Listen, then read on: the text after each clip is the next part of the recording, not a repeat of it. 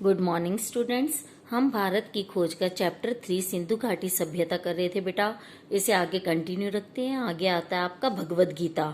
भगवत गीता यानी कि जो गीता का उपदेश महाभारत में कृष्ण ने अर्जुन को दिया था, वही चीज है ये। भगवत गीता महाभारत का अंश है, परंतु उसकी अपनी अलग जगह है और वह अपने आप में मुकम्मल है। मुकम्मल मीन्स पूर्ण है।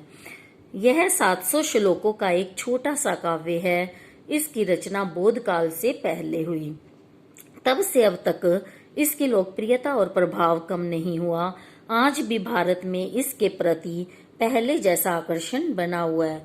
ऐसा नहीं है कि बेटा इसको ज्यादा टाइम हो गया हो तो इसका महत्व लोगों के लिए नहीं रहा। आज भी लोगों के लिए उतना ही महत्व है जितना पहले था। ठीक है।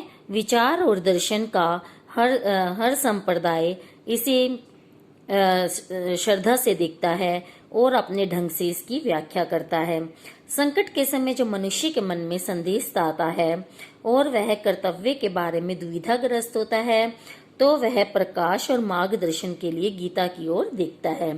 ठीक है ना बेटा। जैसे महाभारत में अर्जुन दुविधाग्रस्त था कि वो क्या करे क्या ना करे, युद्ध करे ना करे, क्योंकि दूसरी ओर उसके रिश्तेदार हैं, उसके भाई हैं, बंधु हैं, ठीक है, पितामह हैं, मतलब कि सभी उसके अपने हैं, तो इसलिए वो दुविधाग्रस्त था। तो श्री कृष्ण ने उसे उपदेश देकर कर्तव्य की ओर उसे उत्साहित किया। तो इसी प्रकार आज भी अगर कोई मनुष्य दुविधाग्रस्त होता है तो गीता का उपदेश उसके लिए काफी फायदेमंद साबित हो सकता है। अंडरस्टैंड। तो आगे देखिए, क्योंकि यह संकट काल के लिए लिखी गई कविता है, राजनीति और सामाजिक संकट के लिए और उससे भी अधिक मनुष्य की आत्मा के संकट के लिए। गीता की असंख्य व्याख्याएं की गई हैं और अब भी लगातार की जा रही हैं। आधुनिक युग के विचार और कर्म क्षेत्र के नेताओं तिलक, अरविंद घोष, गांधी सभी ने इसकी अपने ढंग से व्याख्या की है। गांधी जी ने इसे अहिंसा में अपने दृढ़ विश्वास का आधार बनाया है। औरों ने धर्म कार्य के लिए हिंसा और युद्ध का औचित्य मतलब उचित ठहराना, यानी कि युद्ध को उचित ठहराना, इसी के आधार पर सिद्ध किया है। इस काव्य का आरंभ महाभारत का युद्ध आरंभ होने से पहले युद्ध क्षेत्र में अर्जुन और कृष्ण के संवाद से होता है। अर्जुन परेशान है। उसकी अंतरात्मा युद्ध और उससे होने वाले व्यापक नरसंहार के, मित्रों और संबंधियों के संहार के विचार के विरुद्ध विद्रोह कर उठती है। आखिर यह किस लिए, कौन सा ऐसा लाभ हो सकता है जो इस हानि, इस पाप का परिहार कर सके, यानी कि निवारण कर सके। उसकी पुरानी कसौटियां नाकाम हो जाती हैं, उसके मूल्य ढह जाते हैं।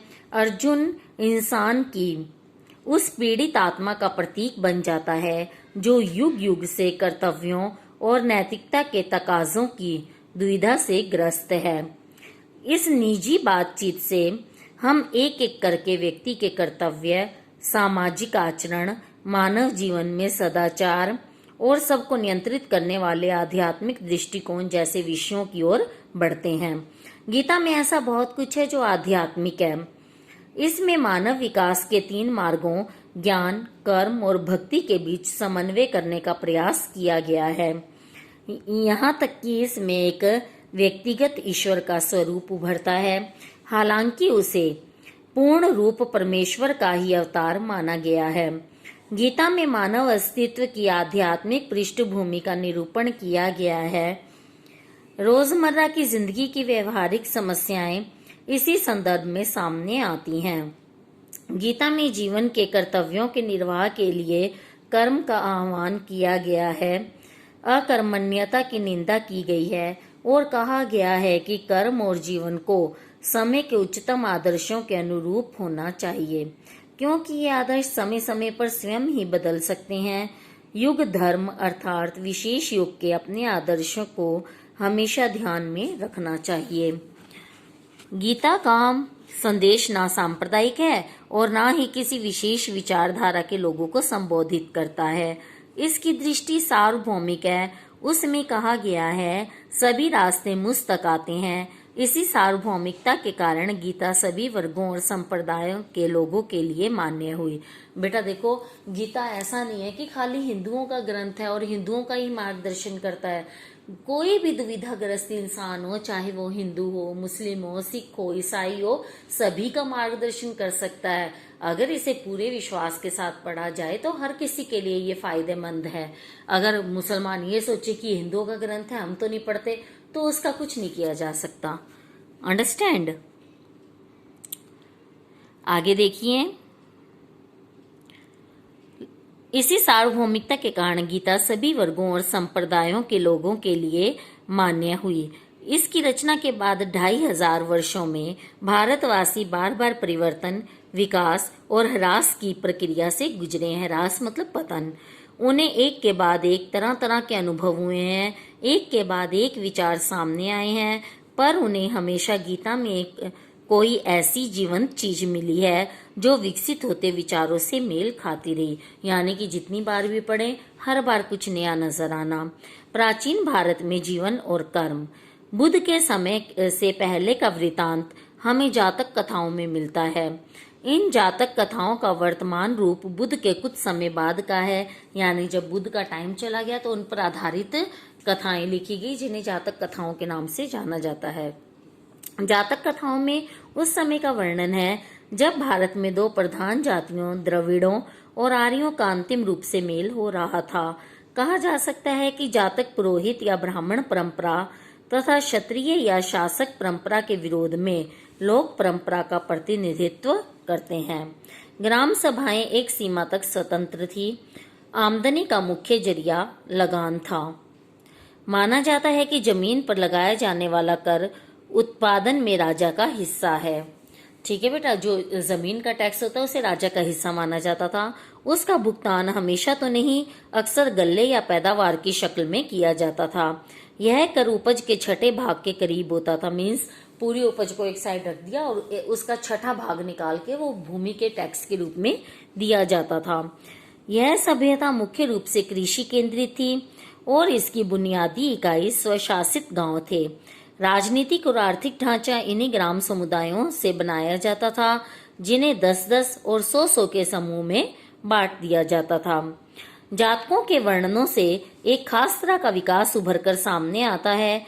यह विशेष दस्तकारियों से जुड़े लोगों की अलग बस्तियों और गांवों की स्थापना थी। इट मीन्स मतलब कि ये लोग अलग रहते थे उस जगह से, ठीक है ना। इस तरह एक गांव बढ़इयों का था, एक गांव लोहारों का था। यानी कि लोहार का गांव अलग, बढ़ई का अलग, इस तरह से सबको अलग अलग उनके गांव दिए गए। इसी तरह और पेशों के लोगों के गांव भी थे। यानी कि जो जैसे सुनारों का हिस्सा अलग हो गया, ठीक है, मतलब इसी तरह जो जिस पेशे का काम करते थे वो सब अलग अलग गांव में मिलते थे। ये खास पेशेवर लोगों के गांव आमतौर पर शहर के पास बने होते थे। शहर में उनके विशेष उत्पादनों की खपत हो जाती थी और बदले में उन्हें जिंदगी की दूसरी जरूरतों को पूरा करने का सामान मिल जाता था। ऐसा लगता था कि पूरा गांव सहकारिता के उसूल पर काम करता है, यानी मिलजुल कर सारा काम करना, और बड़े ठेके लेता है। ठीक है, शायद इस तरह अलहदा रहने और संगठित होने से जाति प्रथा का विकास और विस्तार हुआ होगा। ठीक है बेटा, जातकों में सौदागरों की समुद्री यात्राओं के हवाले भरे हुए हैं। जो सौदागर लोग पहले व्यापारी लोग होते थे, समुद्र द्वारा यात्रा करके व्यापार करने बाहर जाते थे। सूखे रास्तों से रेगिस्तान को पार करके भड़ोच के पश्चिमी बंदरगाह और उत्तर में गांधार और मध्य एशिया तक कारवा जाया करता था। भड़ोच से जहाज बेबीलोन यानी बावेरू के लिए फारस की खाड़ी को जाया करते थे। नदियों के रास्ते बहुत यातायात होता था। जातकों के अनुसार बेड़े यानी बड़े बड़े जो जहाज होते हैं ना, नाव, जो बेड़े होते हैं लट्ठों के बने, उन्हें कहते हैं।